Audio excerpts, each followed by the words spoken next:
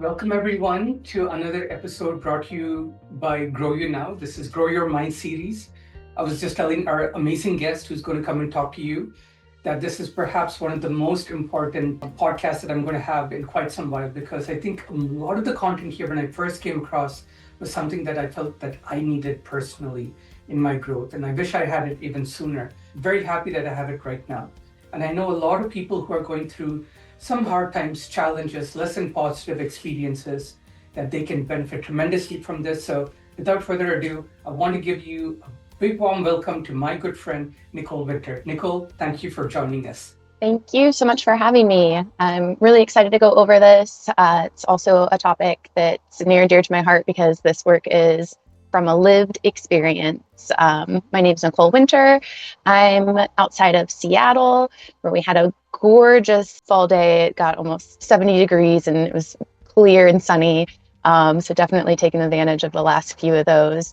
But I'm originally from Ohio. I have a Bachelor of Science in biology and a minor in horses. You can see all the horses around from my dream school, Lake Erie College. I have had a very interesting career from the veterinary industry to teaching horseback riding lessons to being a technical recruiter at Amazon. And I've burnt out in every single one of those careers. My goal was always to make it out to the Pacific Northwest and be a tech recruiter. And one of the first emails that I got when I opened my work computer was that my manager, the person who was supposed to be my manager, wasn't returning from medical leave for burnout. So I knew I'd already been doing a lot of, like self-care, but I knew it was time to really dig in and kind of figure out why I was burning out in every single one of these careers. So this is an Understand and Beat Burnout workshop. Have a little nod to my alma mater with a storm. Our mascot is the storm, so it's weathering the storm. And we're going to talk about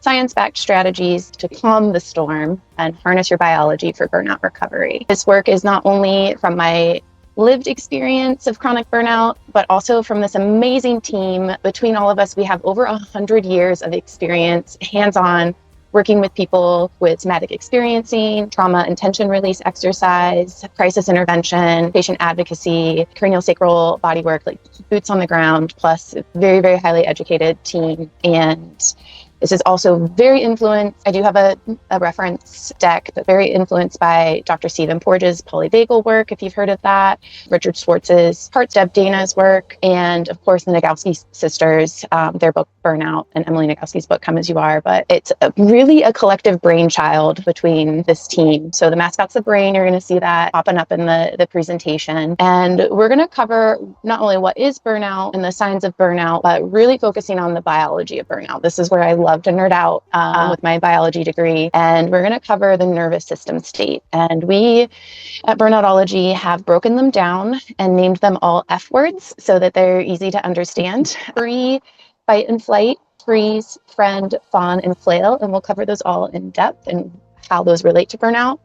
And of course, we'll cover how. And that's with time and with body-based or bottom-up methods, which is what our focus is, because that actually does 80% of the work in combating burnout, where top-down or cognitive approaches like meditation and mindfulness, those do the remaining 20%. So we're going to focus on the two modalities that give us the most bang for our buck and do a couple of them together. Then I'll have some resources and some really cool stuff that's coming up with Burnoutology. So burnout is killing us, literally. Based on Stanford research, and it's corroborated by OSHA, workplace stress is estimated to cause over 120,000 deaths per year in the US.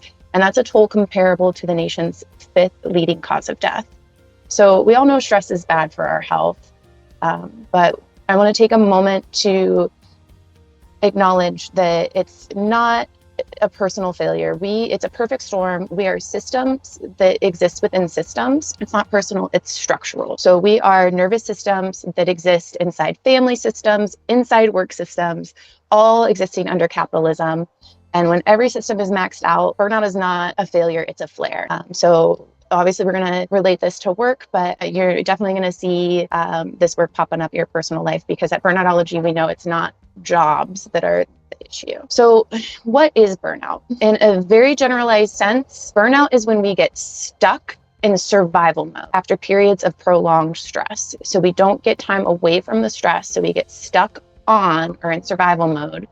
And that's when really serious health problems can occur. The signs of burnout can vary greatly, but generally any change in behavior, and that is any change. So if all of a sudden your coworker a report that you normally give them every week and you snap at them, and you're normally not a snappy person, like that's not you being a jerk. That's a sign that you're in survival and you're burning out. But it can include dangerous and otherwise unexplained health problems. I had a friend that was a corporate buyer, and her hair started falling out, like her eyebrows, like all of her eyelashes. And when the doctor attributed it to burnout. I had a boss that was hospitalized for exhaustion, and that was attributed to burnout. So we'll go into why this is detrimental. But we've all heard that we need to focus on our self-care, and that's, I had been doing all of the things, yoga 6 days a week, concentrating on getting good sleep and exercise, and it just felt like, meditating more and doing this and all these different diets, I was just adding more and more to my plate that was already overflowing. And it was like my burnout prevention work was also burning me out. And we all know that rest prevents future burnout, but we're going to talk about why that is and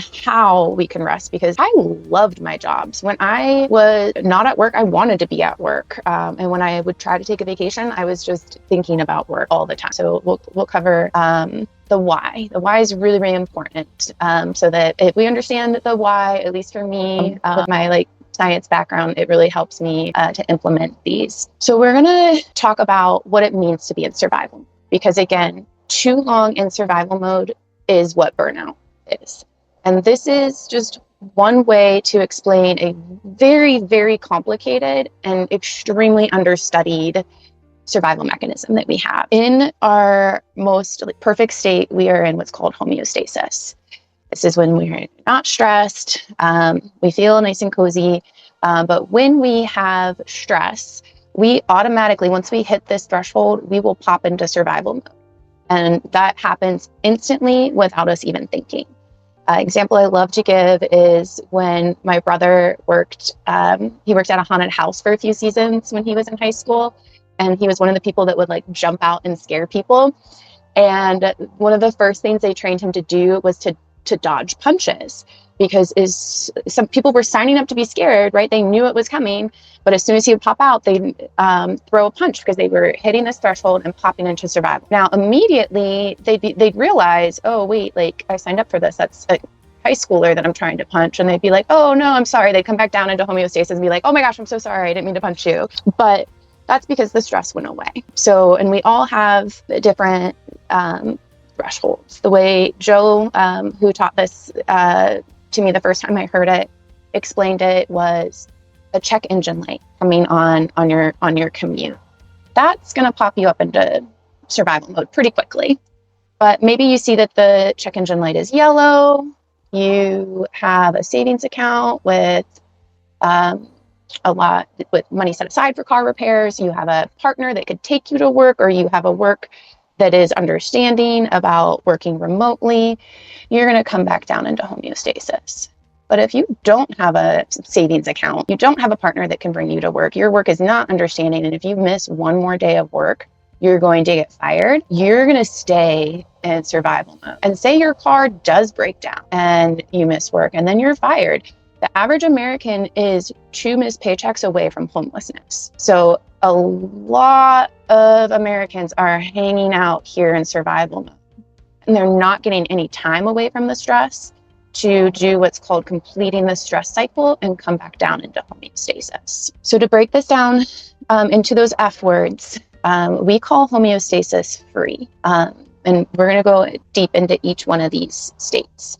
And none of these F words are bad. They're not bad F words. It's there's a lot of shame associated with being burnt out or being in these survival modes, but they can be used to help us, and they are our beautiful biology keeping us alive. So the goal is not to stay in free. The goal is to be able to pop into survival mode and then back down into free. And we'll talk about the survival mode states of mobilized energy, which include fight and flight. Most people have heard of fight and flight.